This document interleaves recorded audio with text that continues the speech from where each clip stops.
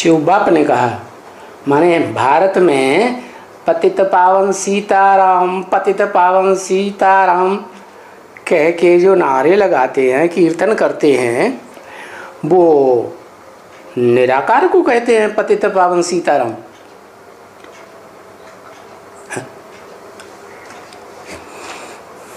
शिव बाप को कहते हैं।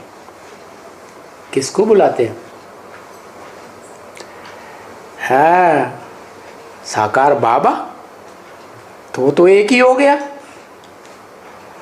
बाबा कहेंगे सिर्फ तो सीताराम दोनों कहाँ होंगे? है? मेल को बुलाते हैं, सीता को नहीं बुलाते। सॉरी, सीता को भी बुलाते, सीता का नाम तो पहले रख देते।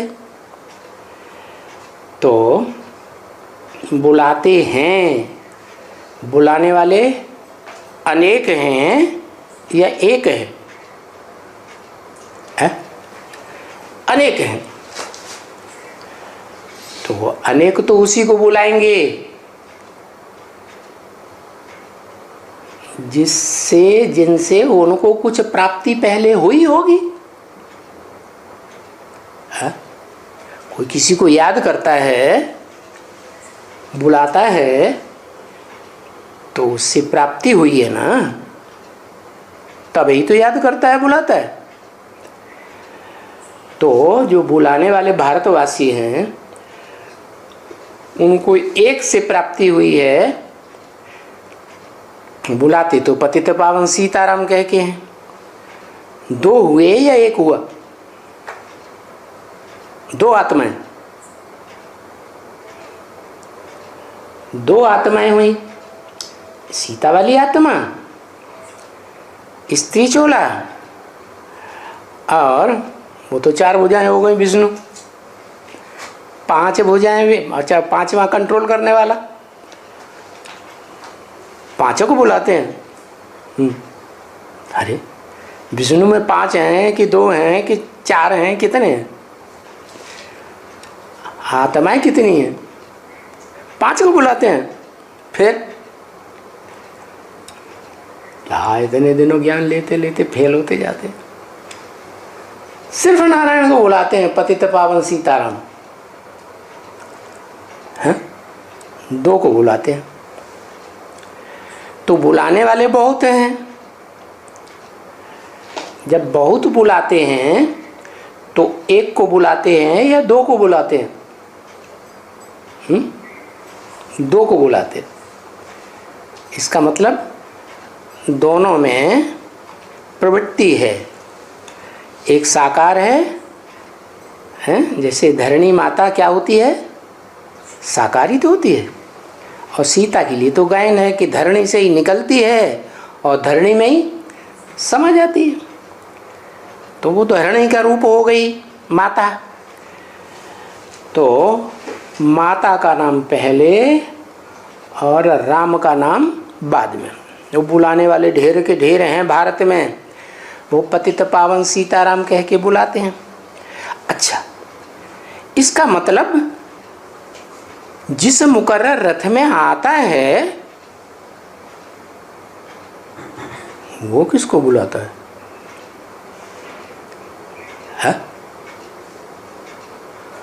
वो एक को बुलाता है। वो कभी सीताराम को कह के नहीं बुलाता है?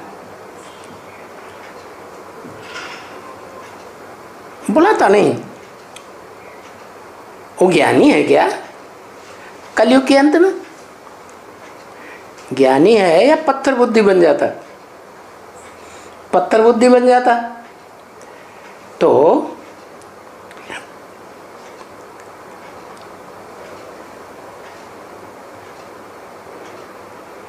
वो तो बात अलग हो गई। तेरी बुद्धि में बाबा कहने से बिंदी ही याद आवेगी।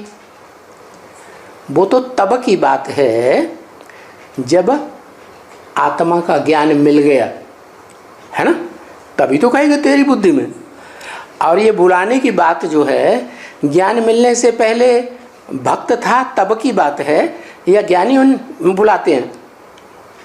ज्ञानी जिनको ज्ञान मिल गया, पहचान मिल गई बाप की, वो बुलाएंगे? फिर तो ज्ञानी नहीं हुए। तो जिस तन में आता है, जिस मुकर्रर रथ में आता है, वो एक को बुलाता है या दो को बुलाता है?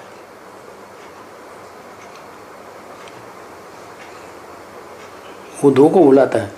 कौन से दो को बुलाएगा वो? है माता जी कहती एक को बुलाता है, वो सीता को भी बुलाता है। ज्ञानी होने के बाद या अज्ञानी भगत था तब बुलाता है सीता को? है? भगत था तब सीता को बुलाता है? हैं? माना इसका मतलब सीता वाली आत्मा उसके पास नहीं होती है तब अंतिम जन्म में। है? पास नहीं होती है। अंतिम जन्म में सृष्टि के आदि में विष्णु है, पति पत्नी दोनों इकट्ठे हैं स्वभाव संस्कार से, तो आदि सो अंत नहीं होता है।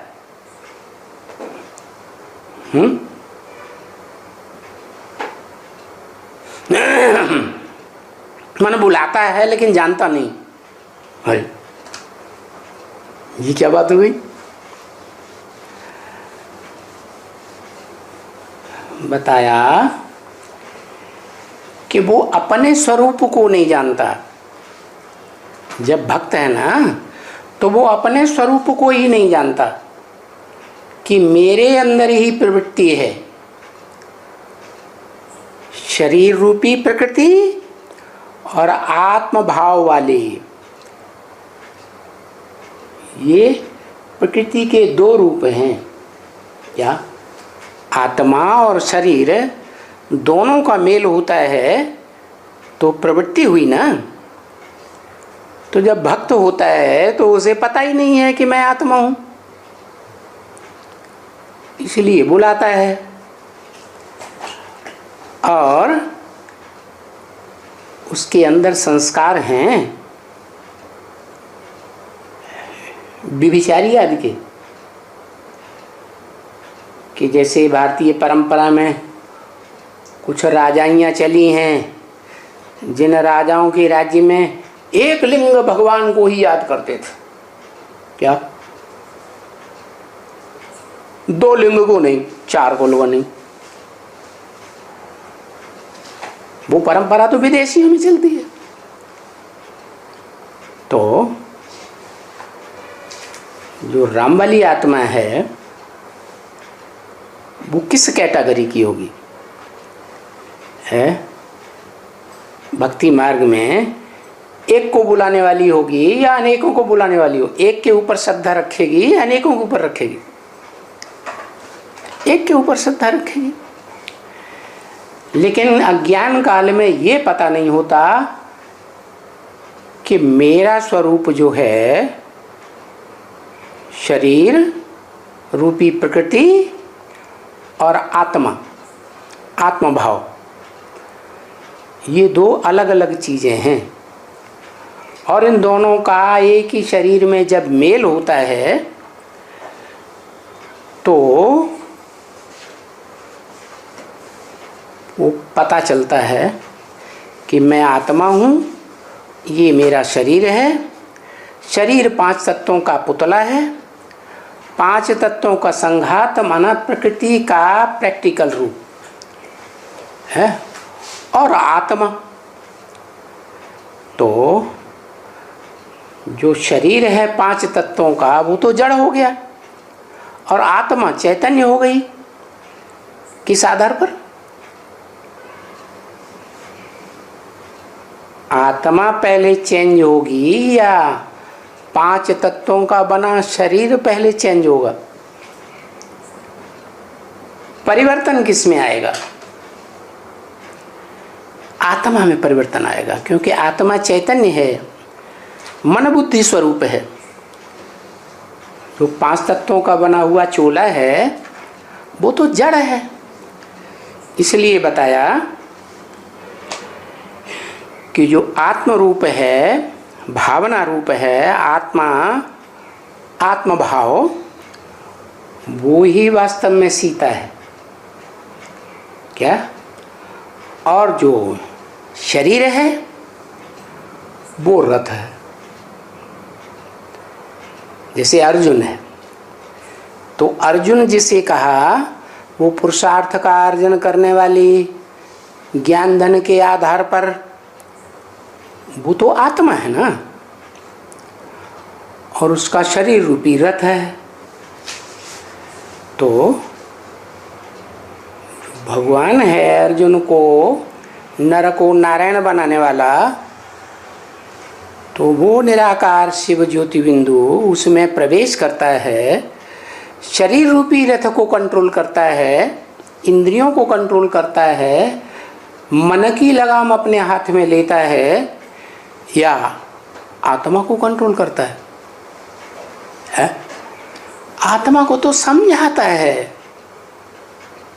गीता में अर्जुन को समझाने दी है ना। समझाने का मतलब कन्विंस करता है।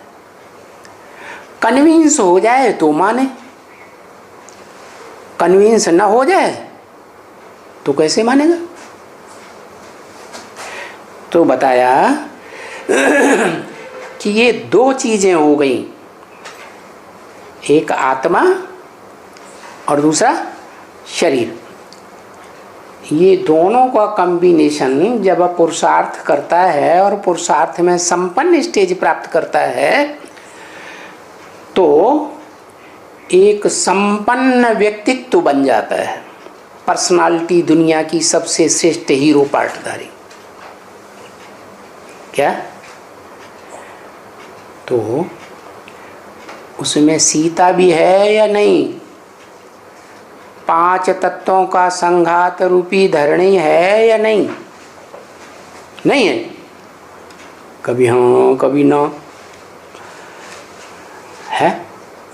है तो उसको शिवलिंग के रूप में दिखाया है भारत में। क्या? उसका सात्विक रूप सोमनाथ मंदिर में दिखाया था द्वापर की आदि में।